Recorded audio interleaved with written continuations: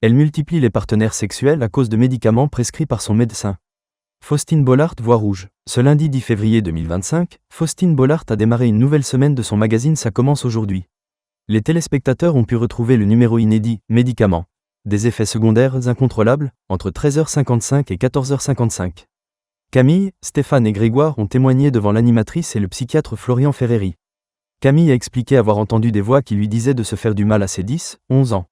Puis, le verdict est tombé. Le médecin a posé le diagnostic de schizoaffective, plus le trouble du TDAH, qui se manifeste par des troubles d'inattention.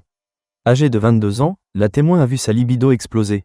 Une amie a essayé de m'aider en m'achetant un jouet pour adulte pour calmer ce manque que j'avais chaque jour car j'allais quand même sur plusieurs partenaires par semaine.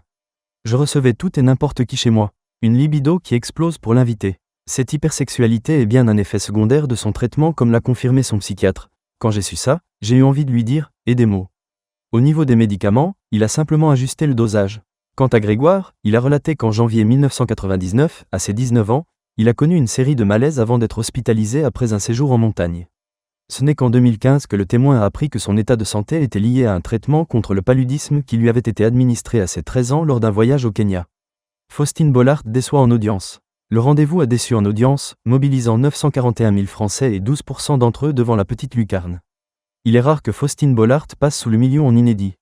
Autre sanction, France 2 a glissé au 3e rang, battu par France 3. Auprès des femmes de moins de 50 ans, le magazine a atteint 7,8% du public. Le précédent lundi, le numéro de 13h55 avait convaincu 1,09 million de fidèles, soit 15% en part d'audience. Le second opus, dégainé à 15h05, a rassemblé 710 000 aficionados et 11,3% des téléspectateurs. Il était question de familles endeuillées par une vague de suicides.